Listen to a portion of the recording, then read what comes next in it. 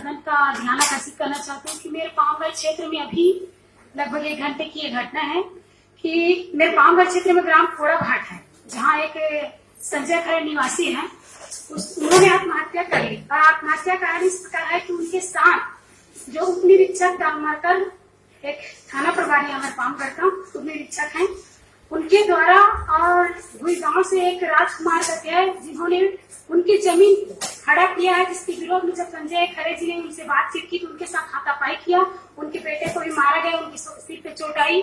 तो जब उन्होंने रिपोर्ट दर्ज कराने के लिए पामगढ़ थाना गए तो वहाँ के जो उप निरीक्षक है तामरकर, उन्होंने उनके साथ अभद्रता से बात की और उनकी रिपोर्ट को लिखा, लेकिन उसको रफा दफा करने के लिए 2 लाख पैसे की मांग की, जिसके कारण संजय खरे ने मतलब सही की प्रताड़ना को सहन नहीं कर सका और उन्होंने आत्महत्या कर लिया।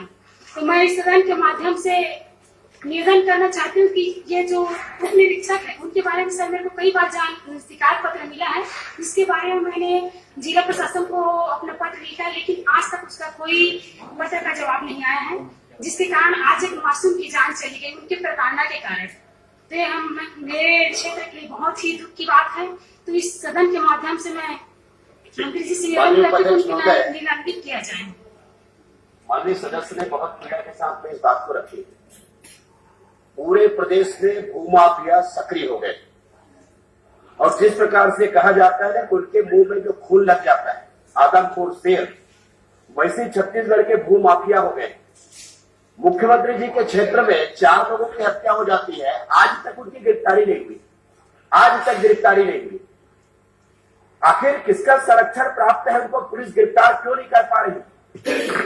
मेरे विधानसभा क्षेत्र में भूमाफिया इतने सक्रिय हो गए हैं कि अधिकारी को भी चंगुल में फंसा करके वो जो पार वो निर्णय करा रहे हैं।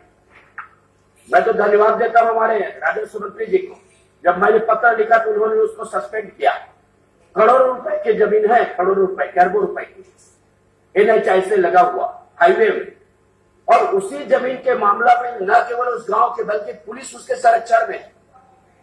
पुलिस का काम अपराधियों को पकड़ना नहीं बल्कि जमीन माफियाओं को संरक्षण देना, और गृह मंत्री जी का एक लाइन का वक्तव्य नहीं आता ऐसे सब मामलों में।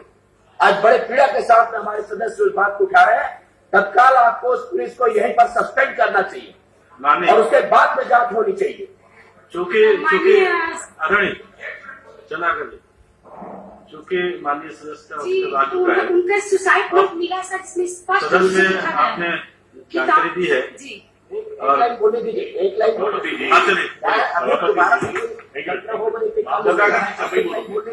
अगर इधर से बोल रहे हैं तो सदस्य महोदय को समर्थन नहीं बोल रहे हैं और एक गंभीर मसला है, सरकार का ध्यान क्योंकि तो आप थोड़ा अवसर दे दीजिए, क्या दिक्कत है? दे रहे हैं आप इधर में है वक्तव्य माननीय सदस्य दे चुकी है। माननीय उपाध्यक्ष बोल रहे हैं, बोल दीजिए। आप इस सदन के सम्माननीय सदस्य हैं। मैं उस समय बात करते हुए उल्लेख किया कि मैं ज्यादा नहीं बोलूंगा क्योंकि मेरे सम्माननीय सदस्य की गरिमा का सवाल है, मैंने तरह का उल्लेख किया। सुबह माननीय सदस्य महोदय ने एक विषय उठाया तो प्रेम सिंह जी ने कहा कि मैं आपकी उपस्थिति में जांच कराऊंगा। इससे सदन की गरिमा बढ़ती है माननीय सदस्य। मैं डिटेल में नहीं जाना चाहता, पर बार बार उनके कहने के बाद और अब यह प्रमाणित हो गया कि छत्तीसगढ़ का आदमी मरेगा और कोई कार्रवाई नहीं होगी। मैं माननीय संसदीय कार्य मंत्री जी से यह आग्रह करूंगा कि माननीय सदस्य ने जो कहा माननीय मंत्री जी, पीड़ाजनक स्थिति है और उसमें सरकार की ओर से आप कुछ कहेंगे, कार्रवाई करेंगे। हो गया माननीय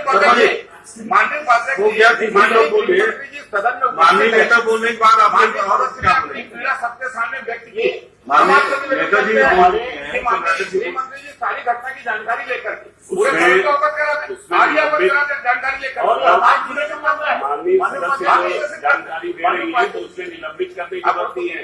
हमारे आत्महत्या के लिए प्रेरित करने का जुर्म दर्ज करके उसको गिरफ्तार करवाना चाहिए।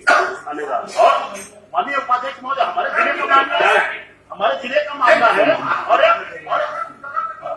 और एक अनुसूचित जाति महिला विधायक मंत्री जी उपाध्यक्ष जी, माननीय सदस्य की बात मैं सुन रहा था, इसलिए दौड़कर खुद आया हूं अपने चेंबर से। मैं निकलवा लेता हूं, तत्काल जानकारी मंगवा लेता हूं और कड़ी से कड़ी जो हो कार्रवाई निश्चित तौर पर। रवि चौधरी।